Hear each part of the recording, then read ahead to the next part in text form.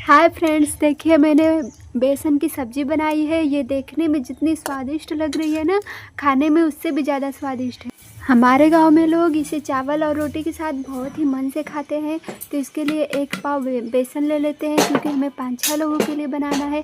और 150 ग्राम प्याज ले लेते हैं, जिनमें 3 मीडियम साइज़ की प्याज आएगी। और लहसुन और मिर्चा भी चाहिए होगा, तो मिर्चा दुकान में नहीं था तो मैंने गार्डन से तोड़ लिया। इसमें और भी बहुत सारे इंग्रेडिएंट्स लगेंगे, तो चलिए शुरू करते हैं। ये 1 चुटकी जीरा है, 15-20 काली मिर्च के दाने हैं, एक छोटी इलायची, एक बड़ी इलायची, एक और जावित्री थोड़ा सा है, ये है छड़ीला, और ये है 2 प्याज मैंने लिए हैं।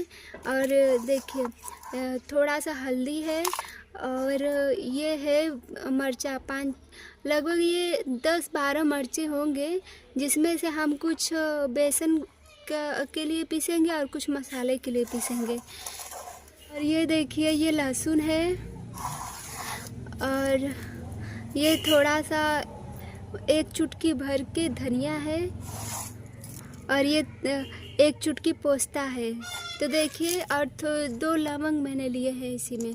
तो मैं सिल पर पीस कर डाल रही हूँ, अब मिक्सर में पीस कर डाल सकते हैं। आप पैकेट वाला भी डाल सकते हैं, लेकिन जो ये पीस कर मसाला डाला जाता है, इसका स्वाद भी अच्छा होता है और ये ज़्यादा सेफ रहता है। अब देखिए, सबसे पहले हम बेसन के लिए मसाला पीसेंगे, जिसमें 2 प्याज और मिर्चा 4-5 लगेंगे। तो मिर्ची को प्याज को हम पहले छील लेंगे, फिर उसको हम कूट कर सिल पर पीसेंगे। आप तो मिक्सर में भी पीस सकते हैं, तो आप काट काट कर पीसिएगा, लेकिन हम कूट कर ऐसे ही पीसते हैं। अब बेसन के लिए जो मसाले पीसे थे उसको हम पीस कर उठा लेते हैं। अब इसके बाद हम पीसेंगे जो मसाला उसमें डालना रहेगा बेसन की सब्ज़ी में, उसको हम पीसने जा रहे हैं। तो देखिए, इस तरह से हम इसको पीस लेते हैं।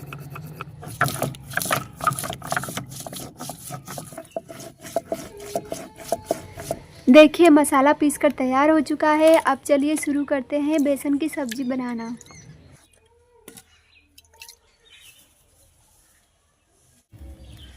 यहाँ देखिए, मैंने 2 टेबल स्पून तेल डालकर पहले से ही तैयार रखा है कढ़ाई को चूल्हे पर। अब मैं जो बेसन होता है ना, उसको अच्छे से चाल लूँगी, क्योंकि उसमें बहुत सारे कीड़े वगैरह और वो कंकड़ पत्थर भी रह सकते हैं, तो उसको चालना ज़रूरी होता है। फिर इसके बाद जो बेसन में डालने के लिए प्याज और मिर्चा पीसा था ना, उसको डाल देंगे। हल्दी मैं पीसना भूल गई थी, तो हल्दी मैं अलग से डाल रही हूँ, और 1 चम्मच नमक भी डालेंगे। और इन सबको पानी मिलाकर थोड़ा पतला बनाकर उसको घोल लेंगे पहले। देखिए, कुछ इस तरह से। अब बेसन को कढ़ाई में डालकर उसको चला चला कर भूनना है हमको।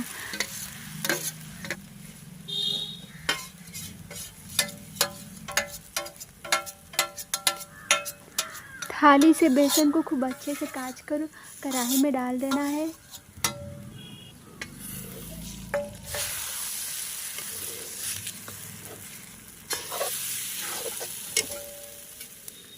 अब क्या होता है ना, जो बेसन थाली में लगा रह जाता है, उसको हम पानी डालकर अलग रख देंगे, और जब मसाला डालकर भुनना रहेगा ना, तब उसमें इसी पानी को डाल देंगे, ताकि ये हमारा वेस्ट भी ना हो, और वो मसाला में रहेगा तो वो उसका गाढ़ापन देगा, उसमें स्वाद भी आ जाएगा। तो इसीलिए इसको इसी तरह से रख देंगे कुछ देर के लिए। जब तक ये हमारा हो रहा है बेसन वाला काम, तब तक उसको रखेंगे। बेसन को तब तक भूनना है जब तक वो कढ़ाई को छोड़ने ना लगे। और जब बेसन कढ़ाई को छोड़ने लगता है, तब समझ लीजिए कि बेसन हो चुका है। और जब तक ना हो, तब तक हमें चला चला कर खूब अच्छे से लगातार उसको भूनते रहना है। नहीं तो वो कहीं कच्चा कहीं पक्का रह जाएगा, तो इससे उसका टेस्ट अच्छा नहीं आएगा और सब्ज़ी अच्छी नहीं बनेगी। तो इसलिए हमें उसको लगातार चलाते रहना है और रुकना नहीं है, बस चलाते रहना है। 10 मिनट में आपका रेडी हो जाएगा। तो देखिए, यहाँ पर आप धीरे धीरे जो बेसन है वो कढ़ाई को छोड़ने लगा है, और ये लगभग पक चुका है। थोड़ी देर और पकाकर हम इसको उतार लेंगे। देखिए यहाँ पर हमारा बेसन हो चुका है। अब हम इसको कढ़ाई से खुरुच कर छोड़ाएंगे और छोड़ाकर इस एक थाली में तेल लगाकर उसको फैलाकर उस पर इस बेसन को पलट देंगे। बेसन को पलटने के बाद हम इसको हाथ से ठोक कर अच्छे से इसको फैलाएंगे पूरा थाली भर।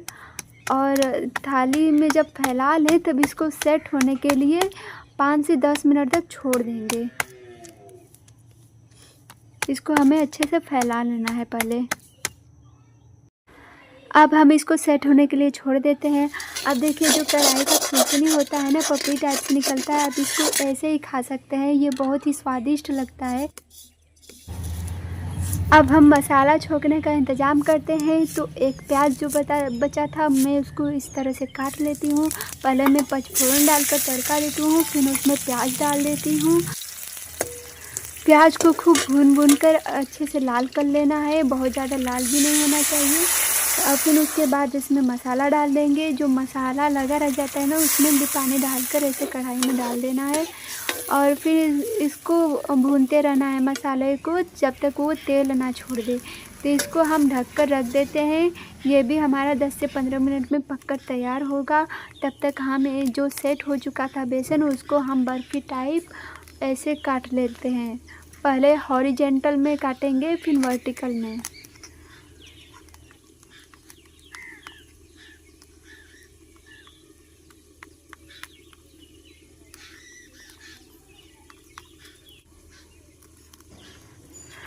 अब देखिए हमारा जो बर्फ़ी जैसा बेसन है वो कट कर तैयार हो चुका है। अब हमें इसको धीरे धीरे से बाहर निकालना है। सारे बेसन हम बाहर निकाल लेंगे। फिर देखिए कुछ देर में हमारा जो मसाला था वो भी पककर तैयार हो चुका है।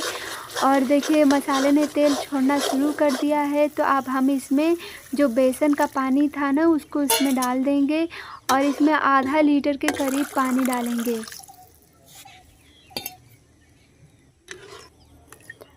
बीच बीच में हमें चलाते भी रहना है। 1 चम्मच नमक डाला मैंने इसमें और कुछ देर तक पकने के लिए छोड़ दिया। लगभग 10-15 मिनट तक पानी को खौलाने के बाद मैं इसमें बेसन जो काट कर रखा था मैंने इसको इसमें डाल दिया। और डालने के बाद हमें इसे 10 मिनट तक और पकाना है। और पकने के बाद ये कुछ इस तरह से दिखेगा और खाने में भी स्वादिष्ट लगता है। कुछ लोग इसको ना भून कर भी डालते हैं, जैसे तेल में पहले तल लेंगे फिर डालेंगे, और कुछ लोग ऐसे ही डाल देते हैं बिना तेल में तले ही। तो ये दोनों तरीके से आप बना सकते हैं, आपकी इच्छा। और थैंक्स फॉर वॉचिंग।